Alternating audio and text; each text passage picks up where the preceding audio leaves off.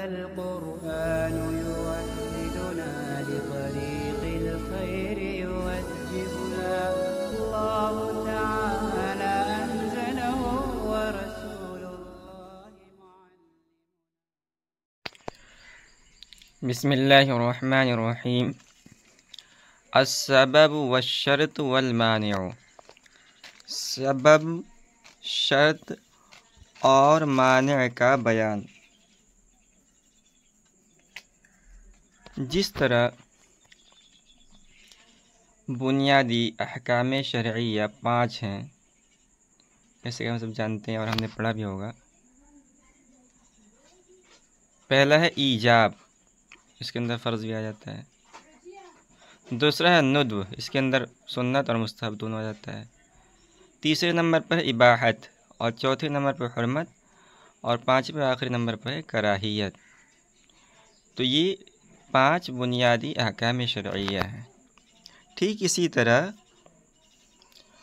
5 और अहकाम हैं जिनको अहकाम वज़इया कहा जाता है। अहकाम वज़इया यानी जो अहकाम शरइया के बाइस और मुक्तज़ा होते हैं। तो यहाँ से मुसन्निफ़ रहमतुल्लाह अलैह उनमें से 3 को बयान कर रहे हैं। अहकाम वज़इया जो 5 हैं उनमें सबसे पहले इल्लत है, दूसरे नंबर पर सबब है, तीसरे नंबर पर शर्त है, चौथे नंबर पर अलामत है, और पाँचवें नंबर पर है मानिअ। यहाँ मुसन्निफ़ रहमतुल्लाह अलैह ने सबब, शर्त और मानिअ को बयान किया है। तो कहते हैं वल हुक्मु कमा यथबुतु बिइल्लतिही यतअल्लक़ु बिसबबिही व यूजदु इंद शरतिही व यमनउहुल मानिअ। कह रहे हैं कि हुक्म जिस तरह इल्लत से साबित होता है, यतअल्लक़ु बिसबबिही व यूजदु इंद शरतिही व यमनउहुल मानिअ, उसके सबब से मुताल्लिक़ होता है और जब उसकी शर्त पाई जाए तो पाया जाता है, और अगर कोई मानी हो तो उसको रोक देता है। फ़ला बुद्द मिन बयानिहा, लिहाजा इन चीज़ों के बयान ज़रूरी है। सबसे पहले नंबर में सबब, कहने फ़स्सबबु मा यूसिलु इला शयइ मिन गैरि तअथीरिन फ़ीही कत्तरीक़ि मूसिलिन इलल मक़सदि वल हब्लि मूसिलिन इलल माइ फ़हुमा सबबानी। सबब वो है जो किसी चीज़ तक पहुँचाए लेकिन उसमें असर अंदाज ना हो, उसमें असर अंदाज हुए बगैर। 2 मिसाल लिए।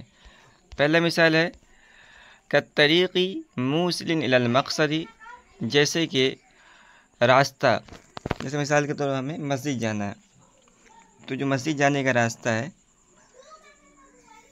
तो हमारा जो मकसद है वो मस्जिद है। तो रास्ता ये हमारे मकसद यानी मस्जिद तक पहुंचाता है, लेकिन उसमें असर अंदाज नहीं होता है। दूसरी मिसाल है रस्सी।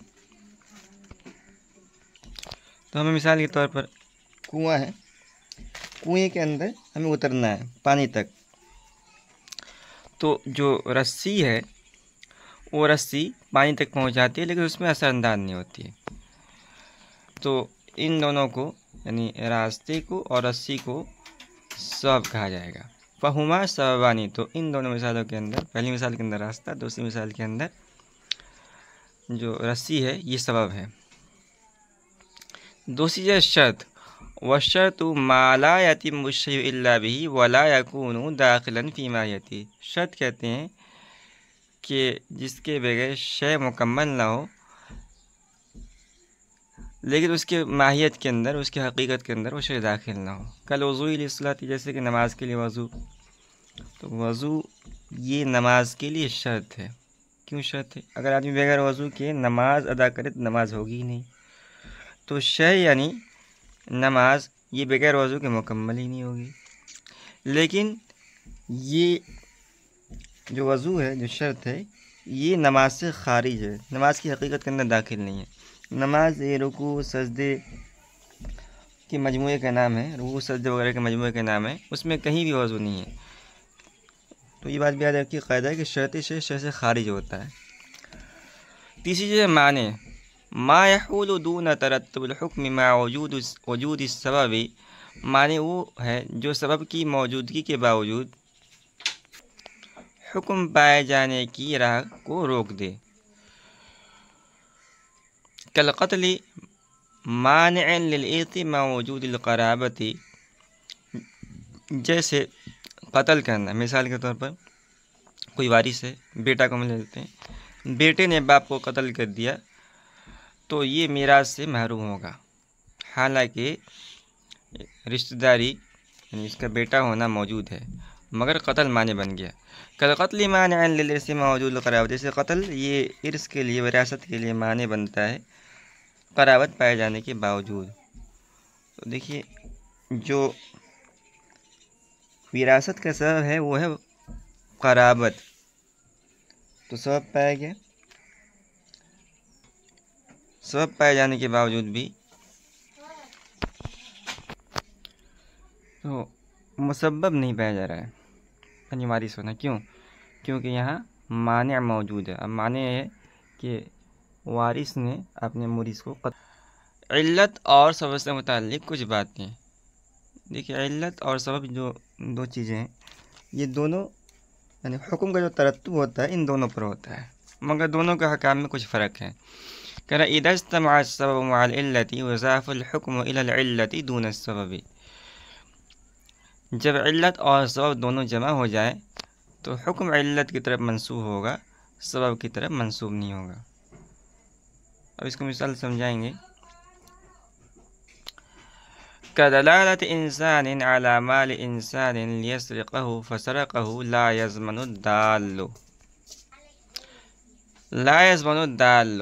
लिअन्नहु साहिबु सबबिन ला साहिबु इल्लतिन। कह रहे हैं जैसे कि इंसान की रहनुमाई किसी दूसरे इंसान के माल की तरफ ताकि उसको चोरी कर ले, फिर चोर ने जब उसको चोरी कर लिया तो जो रहनुमाई करने वाला है, बताने वाला, वो ज़ामिन नहीं होगा। क्यों? इसलिए कि वो साहिब सबब, साहिब इल्लत नहीं है। इस मिसाल के अंदर सबब और इल्लत दोनों जमा है, तो हमने हुक्म को इल्लत की तरफ मंसूब किया, सबब की तरफ मंसूब नहीं किया। अब इस मिसाल को समझिए। एक इंसान है, उसके पास मिसाल के तौर पर 1 लाख रुपए का माल उसने इकट्ठा कर रखा है। एक दूसरे इंसान को मालूम हुआ और उसने चोर को बताया कि फलां आदमी के पास 1 लाख का माल मौजूद है। तो अब ये जो दाल है, रहनुमाई करने वाला है, बताने वाला है, ये बना चोरी का सबब, और जो चोर है वो बनेगा इल्लत, उसकी चोरी जो इल्लत है क़त्इयत की। तो इस मिसाल के अंदर अगर चोर पकड़ा जाता है, काजी के पास गवाही से साबित हो जाता है कि इसने चोरी की है, तो वो उसका हाथ यानी जो रहनुमाई करने वाला है, जो सबब बना है, उसका हाथ नहीं काटा जाएगा। जो इल्लत, साहिब इल्लत है, जिसने चोरी किया, जो चोर है, उसी का हाथ काटा जाएगा। तो खुलासा ये है कि इस मिसाल के अंदर जो साहिब इल्लत है, चोर, उसका हाथ काटा जाएगा, हुक्म उसी की तरह मंसूब किया जाएगा चोरी का, और जो साहिब सबब है यानी रहनुमाई करने वाला, बताने वाला, हुक्म उसकी तरफ मंसूब नहीं किया जाएगा। नंबर 2 पर है क़द यकूनु सबबु बिमानल इल्लति इज़ा सबतल इल्लतु बिस्सबबि फयुज़ाफ़ुल हुक्मु इलैहि लिअन्नहु इल्लतुल इल्लति मानन। कभी सबब ये इल्लत के माने में होता है और हमेशा नहीं होता है, कभी कभी होता है, और ऐसा उस वक्त होता है जब इल्लत सबब के ज़रिए साबित हो। फयुज़ाफ़ुल हुक्मु इलैहि, तो उस वक्त हुक्म सबब की तरफ मंसूब किया जाएगा। लिअन्नहु इल्लतुल इल्लति मानन, क्योंकि दर हकीकत वो इल्लत की इल्लत है। अब इसको मिसाल से समझा रहे हैं कि कल्लज़ी साक़ दाब्बतन, जैसे एक आदमी है और वो किसी जानवर को हाँक कर ले जा रहा था, फ़तलफ़ बिवतिहा शैउन, अब उसने किसी चीज़ को रौंद कर उसको नुकसान कर दिया। मिसाल के तौर पर रास्ते के अंदर कीमती कपड़े का एक गट्ठर था। गठरी के अंदर किसी ताजिर ने अपना कीमती कपड़ा रखा था और एक आदमी जानवर को, बैल को मिसाल के तौर पर हाँक के ले जा रहा था और उसने उसको रौंदा और रौंदने की वजह से वो कीमती कपड़ा जो है नुकसान हो गया। मिसाल के तौर पर नाली के अंदर गिर गया, पानी के अंदर गिर गया। तो यज़मनु, तो उस सूरत में जो साहिब इल्लत है जानवर, हुक्म उसकी तरफ मंसूब नहीं होगा, बल्कि साहिब सबब यानी हाँकने वाला जो आदमी है उसकी तरफ हुक्म मंसूब होगा। लिअन्न दाब्बत ला इख्तियार लहा फी फ़िअलिहा, इसलिए कि जानवर को उसके फ़ेल में कोई इख्तियार हासिल नहीं है। सिय्यमा इज़ा कान मअहा साइक़ुहा, ख़ास तौर पर जबकि उसके साथ उसका हाँकने वाला मौजूद है। फ़यकूनु सबब फ़ी मानल इल्लति, तो इस मिसाल के अंदर सबब जो है इल्लत के माने में होगा और हुक्म उसी की तरफ यानी सबब की तरफ ही मंसूब किया जाएगा। फ़युज़ाफ़ुल हुक्म इलैहि, और हुक्म को सबब की तरफ मंसूब किया जाएगा। तीसरी बात, कहने क़द युक़ामु सबब मक़ामल इल्लति इंद तअज़्ज़ुरिल इत्तिलाइ अला इल्लति तयसीरन लिल अम्रि अलल मुकल्लफ़ि, कभी कभी सबब को इल्लत के कायम मकाम करार दे दिया जाता है। कब? जबकि इल्लत पर मुत्तले होना मुश्किल हो। तयसीरन लिल अम्रि अलल मुकल्लफ़ि, मुकल्लफ़ आदमी पर मामले को आसान करने के लिए। कन्नौमि थक़ील उक़ीम मक़ामल हदथि, जैसे कि गहरी नींद को हदस के कायम मकाम करार दे दिया गया। देखिए कभी कभी ऐसा होता है, यानी जो हुक्म साबित होगा तो इल्लत से साबित होता है, लेकिन जब इल्लत पर मुत्तले होना मुश्किल हो तो सबब पर ही हुक्म लगा दिया जाता है, हुक्म को सबब की तरफ मंसूब कर दिया जाता है। जैसे कि वज़ू टूटने की जो इल्लत है वो है खुरूज री, यानी खुरूज सवेलन से कुछ खारिज हो।